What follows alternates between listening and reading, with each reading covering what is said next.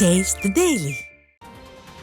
மதுரை மாவட்டம் திருமங்கலத்திலிருந்து ராஜபாளையம் செல்லும் சாலையில் சுரங்கப்பாதை அமைக்க வலியுறுத்தி மதுரை மாவட்ட ஆட்சியர் அலுவலகத்தில் அதிமுக முன்னாள் அமைச்சர் ஆர்.பி. உதயகுமார் மனு அளித்தார். திருமங்கலத்திலிருந்து ராஜபாளையம் செல்லும் சாலையில் உள்ள ஆலம்பட்டி பகுதியில் சுரங்கப்பாதை அமைக்க வலியுறுத்தி அதிமுக முன்னாள் அமைச்சர் ஆர்.பி. உதயகுமார் மற்றும் அதிமுகவினர் மாவட்ட ஆட்சியரிடம் மனு அளித்தனர்.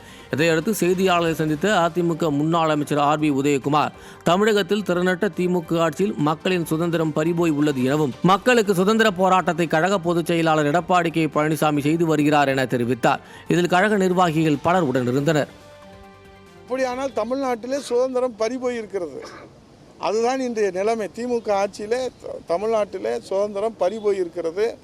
அதை இன்றைக்கு மீட்டெடுப்பதற்காகத்தான் இரண்டாவது சுதந்திர போராட்டம் புரட்சி தமிழர் ஐயா எடப்பாடியுடைய தலைமையிலே இந்த தமிழக மக்களை மீட்டெடுத்து பாதுகாப்பதற்காக அந்த உரிமை போராட்டத்தை சுதந்திர போராட்டமாக புரட்சி தமிழர் ஐயா எடப்பாடியார் நடத்தி கொண்டிருக்கிறார்கள். அவர் முதலமைச்சர் ஆகும்போது தான் தீர்வு கிடைக்கும்.